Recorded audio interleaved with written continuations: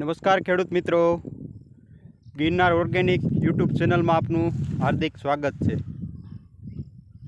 શું નામ દાદા તમારું? ભીમભાઈ, ગામ ખંભાળિયા, તાલુકો વિસાવદર।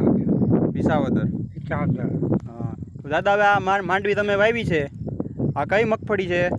39 નંબર છે। અને આ ઓરવેલી છે કે વાવણીની છે? ઓરવેલી છે તે ને ભેગી આમાં પારે તુવેરે વાવી છે।